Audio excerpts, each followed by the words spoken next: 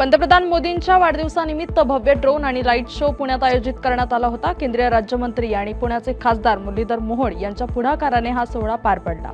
75 नंतर मी थांबलो नाही, मोदींनाही सांगू शकत नाही। माझ्या 75व्या वाढदिवसाला मोदी स्वतः आले होते। राजकारणात संस्कृतपणाचं दर्शन दाखवलं पाहिजे। सरकारीपेक्षा खासगी जाहिराती जास्त दिसतात असं शरद पवार म्हणाले। पंतप्रधान नरेंद्र मोदी आणि त्यांची दिवंगत माता हिराबेन मोदी यांची कृत्रिम बुद्धिमत्तेने तयार केलेली ध्वनिचित्रफीत तातडीने हटवावी असे आदेश पाटणा उच्च न्यायालयाने बुधवारी काँग्रेससह विविध समाज माध्यमांना दिलेत। मनसे अध्यक्ष राज ठाकरे आणि शिवसेना पक्षप्रमुख उद्धव ठाकरे यांनीही पुतळ्याच्या ठिकाणी भेट देत पाहणी केली आहे। महाराष्ट्र पेटवण्याचा हा डाव असल्याचा आरोप उद्धव ठाकरे यांनी केलाय। कृषी विभागाच्या अंदाजानुसार जिल्ह्यात एकूण 1.79 हेक्टर भातशेती बाधित झाली आहे। कृषी सल्लागार अरुण नातू यांनी या नुकसानीची माहिती दिली आहे।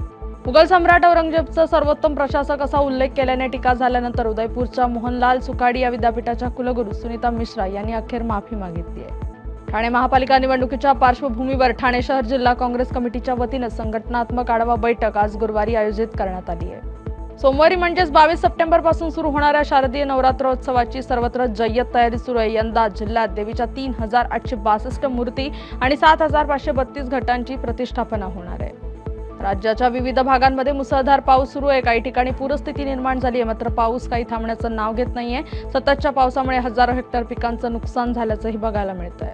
आणि दशावतार या मराठी चित्रपटाची सध्या बॉक्स ऑफिसवर क्रेज पाहायला मिळते। चित्रपटाने 6 दिवसात बॉक्स ऑफिसवर जबरदस्त कामगिरी केली आहे। बऱ्याच दिवसांनी एका मराठी चित्रपटाचा बॉक्स ऑफिसवर जलवा पाहायला मिळतोय।